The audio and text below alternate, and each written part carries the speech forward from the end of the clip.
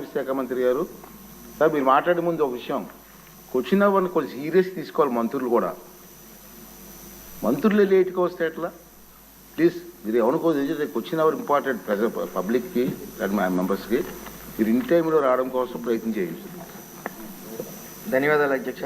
ఆలస్యమైనందుకు క్షమించాలి అధ్యక్ష. ఒక ఎమ్మెల్యేగా మంత్రిగా అవకాశం కల్పించి అసెంబ్లీలో నిలబెట్టిన రామచంద్రపురం ప్రజానికానికి, అలాగే స్వర్ణాంధ్ర సృష్టికర్త గౌరవనీయులు ముఖ్యమంత్రి నారా చంద్రబాబు నాయుడు గారికి, డిప్యూటీ సీఎం పవన్ కళ్యాణ్ గారికి, మరియు యువనేత లోకేష్ గారికి, మరియు నా తోటి మంత్రులు శాసనసభ్యులందరికీ కూడా నా ధన్యవాదాలు, నమస్కారాలు. ఇక ఎమ్మెల్యే తణుకు ఎమ్మెల్యే గారు రాధాకృష్ణ గారు అడిగిన ప్రశ్న విషయానికి వస్తే, పశ్చిమ గోదావరి జిల్లాలోని తణుకు మరియు ఇతర నియోజకవర్గాల్లో కార్మికులకు ఈఎస్ఐ ఆసుపత్రి అందుబాటులో లేదనేది వాస్తవమేనా? ఆసుపత్రులు లేనందున కార్మికులు తీవ్ర ఇబ్బంది పడుతున్నారనేది కూడా వాస్తవమేనా అని అడగడం జరిగింది అధ్యక్ష. అందులో ప్రస్తుతం తణుకులో ఐపీ హోల్డర్స్ సుమారు 12,610 మంది ఉన్నారు అధ్యక్ష. ఈఎస్ఐ నిబంధనల ప్రకారం సుమారు 20,000 మంది దాటితే కానీ అక్కడ ఈఎస్ఐ ఆసుపత్రి నిర్మించడం అవ్వదు అధ్యక్ష. 20,000 దాటిన తర్వాత చేరినప్పుడు అవసరమైన ప్రతిపాదనలు సమర్పించవచ్చు అధ్యక్ష. అలాగే అక్కడ ప్రజెంట్ 12,610 మంది ఉన్నారు కాబట్టి అక్కడ డిస్పెన్సరీ హాస్పిటల్ 2 డాక్టర్లతో మరియు మెడిసిన్ అందుబాటులో ఉంటుంది అధ్యక్ష. అలాగే సుమారు రాజమండ్రిలో 45 కిలోమీటర్ల, తణుకు నుంచి 45 కిలోమీటర్ల వ్యవధిలో రాజమండ్రిలో ఈఎస్ఐ ఆసుపత్రి ఒకటి, అలాగే కాకినాడ 95 కిలోమీటర్ల దూరంలో ఈఎస్ఐ ఆసుపత్రి ఒకటి ఉంది అధ్యక్ష. మరి మీరు ఎలాగ ఈఎస్ఐ విషయం వచ్చింది కాబట్టి అధ్యక్ష, నాకు కొంత సమయం ఇస్తే గత ప్రభుత్వం ఈఎస్ఐ ఆసుపత్రి మీద ఎంత చిత్తశుద్ధితో ఉంది, ఈ ప్రభుత్వం వచ్చిన ఈ 5 నెలల్లో ఏం చేసింది అనేది చెప్పదలిచాను అధ్యక్ష. గత ప్రభుత్వం 2014-19 నుంచి 14-19లో సుమారు 5 లక్షల మంది ఇన్స్టిట్యూట్ పర్సన్స్ ఉండేవారు అధ్యక్ష.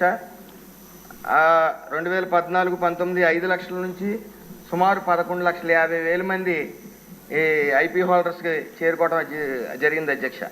అలాగే 2019-24 వైఎస్ఆర్ ప్రభుత్వంలో సుమారు 11,50,000 నుంచి 14 లక్షలు మాత్రమే నమోదు చేసుకోవడం జరిగింది అధ్యక్ష.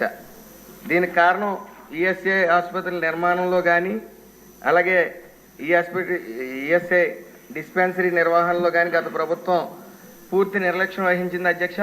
సుమారు 616 కోట్ల బడ్జెట్ కేటాయింపు ఉన్నప్పటికీ పూర్తి స్థాయిలో వినియోగించుకోవడం మానేసి అది మరుగున పడిపోవడం జరిగింది అధ్యక్ష. అలాగే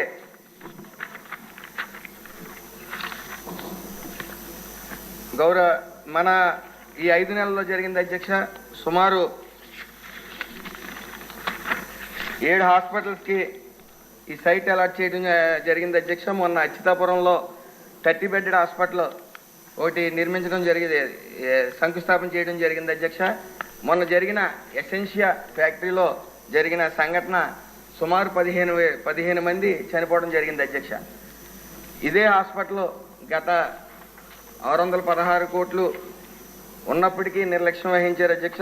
69 కోట్లతో ఆనాడు ఈ అచ్యుతాపురంలో ఈ హాస్పిటల్ కట్టినట్టయితే సుమారు 5-6 మంది బతికేవారు అధ్యక్ష. అదే కాకుండా ఈ ఎన్డీఏ కూటమి వచ్చిన తర్వాత ఈ గుంటూరు 100 పడకల హాస్పిటల్ కోసం సైట్ ఇవ్వడం జరిగింది అధ్యక్ష. అలాగే పెనుకొండ, నెల్లూరు, కర్నూలు, శ్రీకాకుళంలో కూడా సైట్లు శాంక్షన్ చేయడం జరిగింది అధ్యక్ష.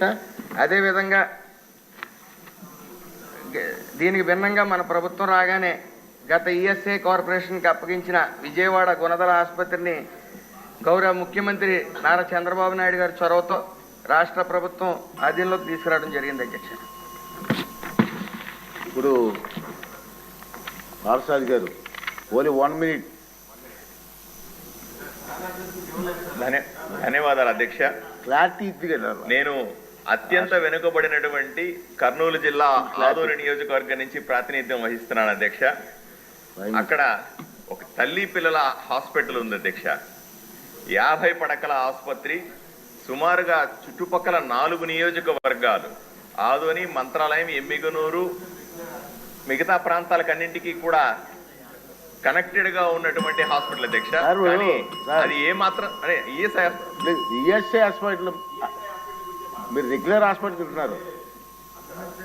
నేను అక్కడ డిమాండ్ ఎక్కువగా ఉందని చెప్పడానికి మాత్రమే చెప్పాను అధ్యక్ష. నేను అక్కడ డిమాండ్ ఎక్కువ, సుమారుగా 450 డెలివరీలు ప్రతి నెల జరుగుతాయి అధ్యక్ష. కానీ అదే సందర్భంలో ఈఎస్ఐ హాస్పిటల్కి తగినంత స్థలము, చిన్న హాస్పిటల్ ఉంది అధ్యక్ష. ఓన్లీ డిస్పెన్సరీ వరకే నడుపుతున్నారు అధ్యక్ష.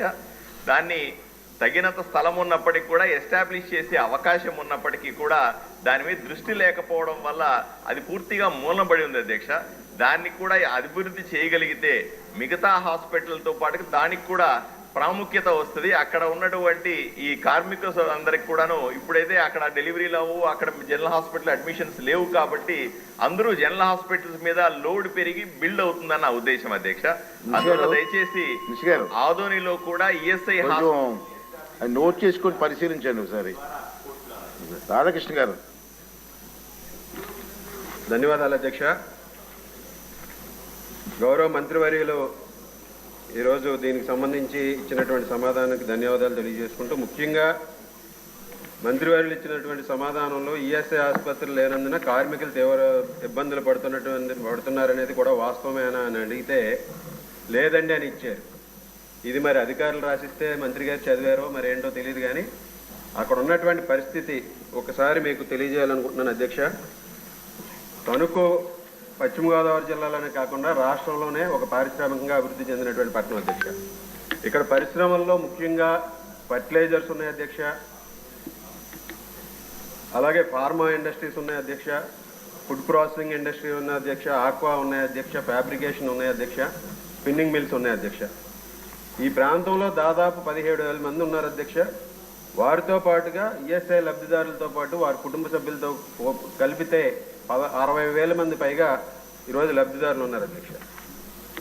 ముఖ్యంగా ఇక్కడ ఈఎస్ఐ ఆసుపత్రి నిర్మించాలనేది కార్మికులకు కలగానే మిగిలిపోతుంది అధ్యక్ష. మంత్రి గారు చెప్పారు 12,000 మంది ఉన్నారు, ఇక్కడ 20,000 మంది ఉంటేనే కానీ హాస్పిటల్ ప్రతిపాదన కుదరదని చెప్పి.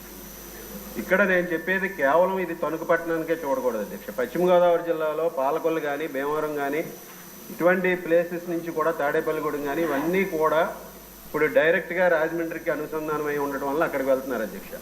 ఇక్కడ 20,000 మంది పైగా ఈ జిల్లాలో ఉన్నటువంటి వారందరూ కూడా తణుకు నుంచి కేవలం 50 కిలోమీటర్ల దూరంలో ఉన్న రాజమండ్రికి, పాలకొల్లు నుంచి కానీ ఇతర ప్లేసుల నుంచి కానీ అన్నిటి నుంచి కూడా దూరంగా ఉన్నటువంటి రాజమండ్రిలో హాస్పిటల్ ఉంది అధ్యక్ష.